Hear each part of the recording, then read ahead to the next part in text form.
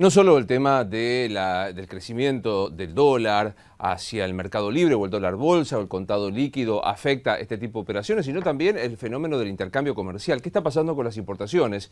Miguel Ponce es el gerente de Relaciones Institucionales de la Cámara de Importadores. Miguel, soy Luis Novarricio, gracias por estar en Infobae. Qué alegría, Luis, estar de nuevo con ustedes. Lástima por este tema, ¿no es cierto? Claro. ¿Cómo está afectando? ¿Cómo se nota este crecimiento del dólar en la actividad de ustedes? Bueno, contigo lo hemos hablado más de una vez. A veces nos preocupa a nosotros más que el valor del dólar, el valor de la brecha. Nos estábamos acostumbrando a trabajar con brechas alrededor del 30%, ¿no es cierto? Lo ideal, lógicamente, sería brechas de un dígito. Pero Claro. bueno, pero en las últimas horas, en el último tiempo, estas brechas, a partir básicamente de esta suerte de lo que yo denomino default fáctico, ¿no es cierto?, se han.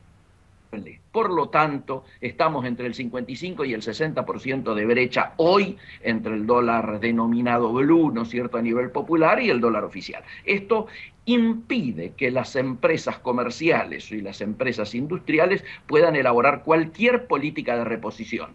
Te queda claro de que un comerciante que tiene su producto en góndola no sabe si al precio que lo está vendiendo siquiera va a poder reponerlo. Ni hablemos en el aspecto industrial, donde lo que ocurre es que un industrial que utilice insumos habituales y cotidianos no sabe a qué costeo plantearlo porque no sabe a qué valor va a poder reponerlo. Por lo tanto, esto es inflacionario, esto nos quita competitividad y viene a ratificar lo que nosotros decimos, que el impacto en la economía real de esta situación de default, o como quieran llamarlo, ya está pegando muy fuerte y también esto pega en el empleo. Vos fíjate lo que ocurre tanto en las IMPO como en las Expo, que ha ocurrido inclusive antes del 30 de julio.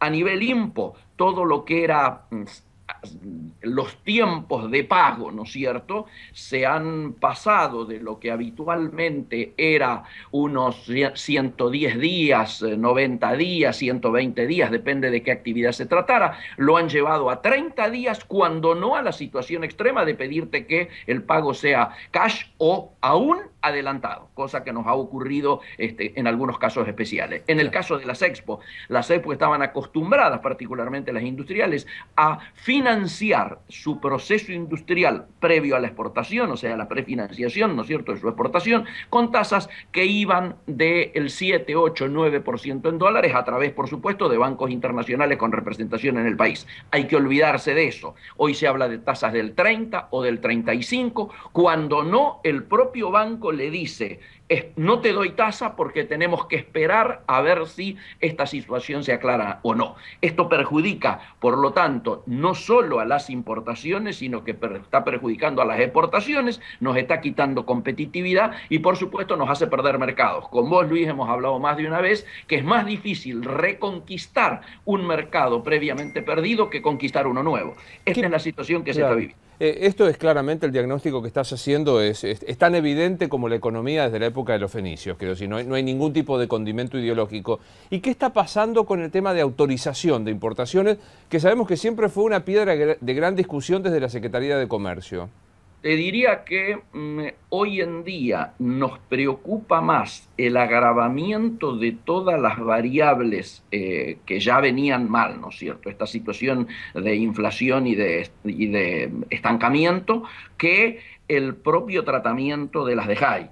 Es obvio de que tenemos que reconocerlo, que la administración de Costa y Español utiliza criterios más técnicos, ha achicado los márgenes de discrecionalidad que se utilizaban en tiempos de Guillermo Moreno, pero por supuesto que estamos viendo y sintiendo el ruido, pero nos están faltando las nueces. Lo que implica el agravamiento a que te hacía referencia es que nosotros veíamos que anteriormente el año iba a cerrar con un 30-35% de inflación anual y ahora ya estamos pensando que el piso va a ser de 45%. La caída por la recesión que se vive antes de esta situación, pensábamos en un horizonte de fin de año de caída del nivel de actividad de 1.5 y ahora estamos pensando en una caída de 4,5 más cerca de 5. Es decir, que muchos que importadores que anteriormente reclamaban de high, hoy por la situación recesiva están reclamando menos. El que antes te pedía 4 de high por mes, hoy te está pidiendo 2. O Claro. sea, está pegando el mercado, te diría, de manera más preocupante que la propia situación de las trabas. Igualmente, vamos a ver qué actitud adopta el gobierno cuando la próxima semana se conozca, ¿no es cierto?, la sanción de la Organización Mundial de Comercio. Nosotros pensamos que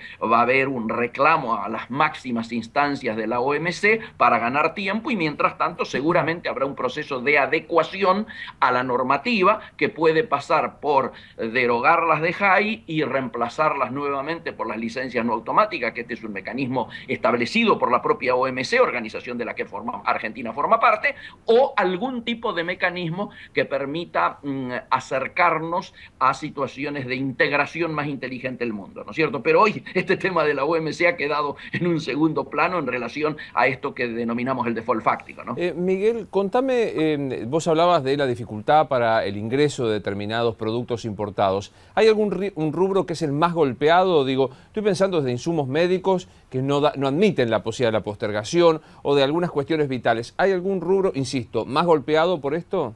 Mira, te lo contesto por la inversa. Desde la etapa Moreno hasta la etapa actual hay 5 sectores que no han tenido conflictos en términos generales en la aprobación de las de high. Ajá. Estos 5 sectores involucran a menos de 100 empresas y manejan el 85% de las importaciones en la Argentina. Estamos hablando de lo destinado a energía y minería, los grandes laboratorios, en general las terminales automotrices, el cuarto sector las armadurías de tierra del fuego y el quinto sector lo que yo denomino el club de los grandes, que son las cadenas de supermercados, las grandes exportadoras, las grandes acerías, etcétera, que en general no han tenido problemas ni antes ni ahora en la aprobación. Te repito, esto maneja el 85% y son menos de 100 empresas.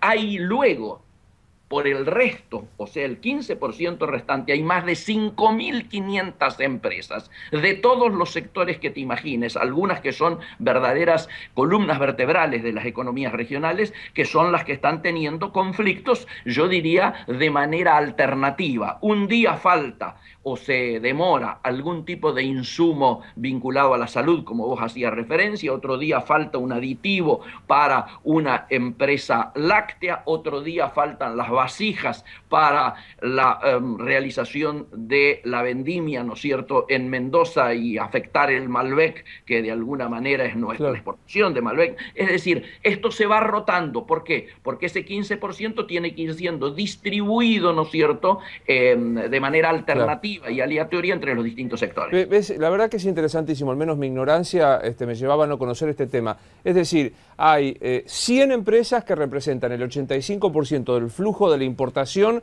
que me gustaría repasar: automotriz, grandes laboratorios, armadurías de tierra del fuego, y me quedaron 2 que no las retuve. Energía y minería. Claro. Y lo que denominamos el club de los grandes, llamale las grandes acerías, las grandes exportadoras y las cadenas de supermercados. O sea, a estos el canal de la importación se les garantiza, pero el otro 15% está sometido a la necesidad que tiene el Estado de mantener un cierto equilibrio en la balanza. Absolutamente, y por eso es que nuestra apelación es que lo antes posible se resuelva nuestro reingreso a los mercados de financiamiento internacional y por lo tanto se resuelva el frente externo. ¿Por qué? Porque si no te queda claro, Luis, que la presión sobre la balanza comercial va a ser insostenible porque la balanza comercial se ha transformado entonces en la única fuente genuina de divisas. Esta es la situación. Te hago una pregunta no tan técnica o no tan económica, a ver si puedo expresarla.